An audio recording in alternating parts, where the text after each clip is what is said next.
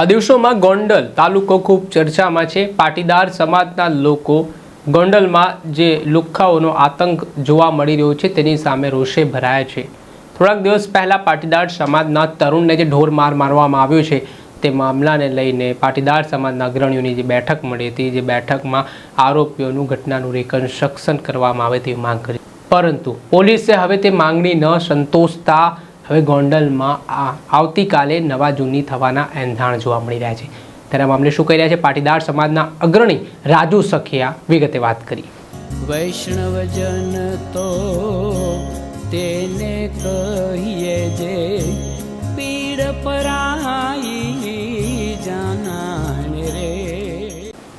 નમસ્કાર દર્શક મિત્રો, નવજીવન ન્યૂઝમાં આપનું સ્વાગત છે। હું છું ફૈઝાન। ગોંડલમાં થોડાક દિવસ પહેલા પાટીદાર સમાજના તરુણને કેટલાક આરોપીઓ દ્વારા ઢોરમાર મારવામાં આવ્યો હતો। આ ઘટનાનો વિડીયો પણ સોશિયલ મીડિયા ઉપર વાયરલ થયો હતો અને આ વિડીયો વાયરલ થયા બાદ પાટીદાર સમાજમાં ભારે આક્રોશ ફાટી નીકળ્યો હતો। પાટીદાર સમાજના લોકો મોટી સંખ્યામાં ઉમટી પડ્યા હતા। તેમના દ્વારા એક રેલી કાઢીને જે અસામાજિક તત્વોએ, જે આરોપીઓએ આ કૃત્ય કર્યું છે તેમની સામે કડક પગલાં લેવામાં આવે તે પ્રકારની માંગ કરી હતી અને આરોપીઓનું સરઘસ કાઢવામાં આવે તેવી પણ માંગ તેમના દ્વારા કરવામાં આવી હતી।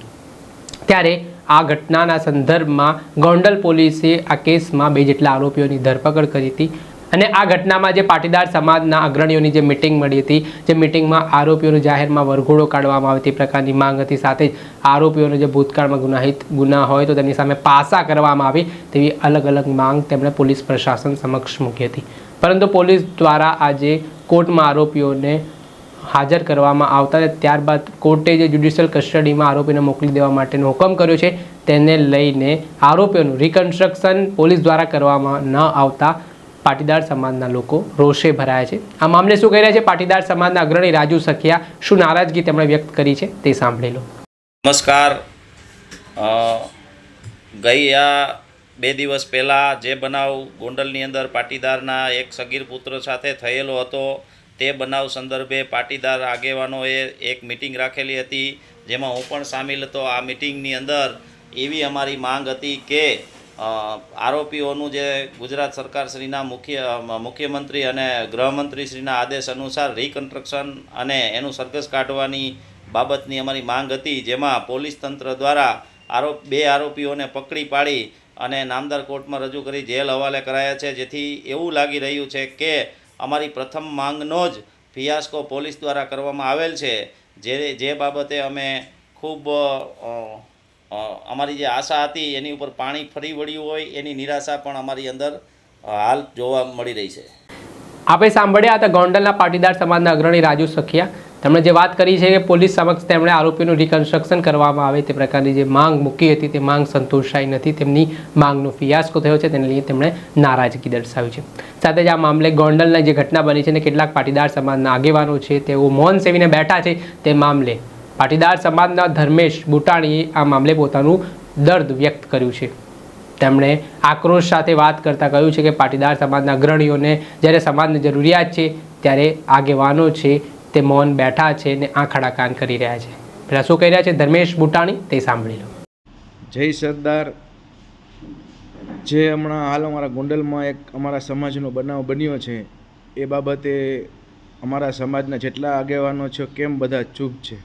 જ્યારે સમાજની અમારે જરૂર હોય ત્યારે અમારા સમાજના આગેવાનો બધા આઘા ભાગતા જાય છે, કારણ કે સમાજ ક્યારેય અમારા સમાજને લોકોને જે આગેવાનો છે તેને કામ નથી આવતા।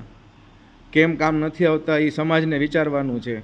હમણાં જ હાલમાં ગોંડલમાં અમારે પટેલ સમાજમાં મિટિંગ લીધી ત્યારે એક પણ અમારા સમાજના ગોંડલ તાલુકાનો આગેવાન એમાં હાજર નહોતો, કારણ કે તે બધા સમાજના આગેવાનો બની બેઠેલા છે।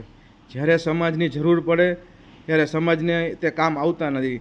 એ હવે આપણે ગોંડલ તાલુકાના તમામ જનતાને અને અમારા સમાજના બધા મિત્રોને સમજવું જરૂરી છે। જય હિન્દ। આપણે સાંભળ્યા આ હતા પાટીદાર સમાજના ધર્મેશ બુટાણી। તેમનું જે નિવેદન સામે આવ્યું છે તેમણે અનેક પ્રકારની ચર્ચાઓ વેગવાન કરી છે। લુખ્ખાઓના આતંક સામે સમાજના આગેવાનો મૌન બેઠા હોય તે પ્રકારની વાત તેમણે વ્યક્ત કરી છે અને પોતાનું દુઃખ પણ તેમણે દર્શાવ્યું છે। ત્યારે જોવાનું રહ્યું કે આવતીકાલે ગોંડલ બંધનું એલાન પણ પાટીદાર સમાજના લોકોએ આપ્યું છે। કહેવું છે કે આ બંધના એલાનમાં સમાજ દ્વારા વિરોધ કરવામાં આવશે અને જે પાટીદાર સમાજની માંગ હતી તે મુજબ પોલીસે કામગીરી નથી કરી। તેને લઈને સમાજમાં નારાજગી જબરજસ્ત જોવા મળી રહી છે.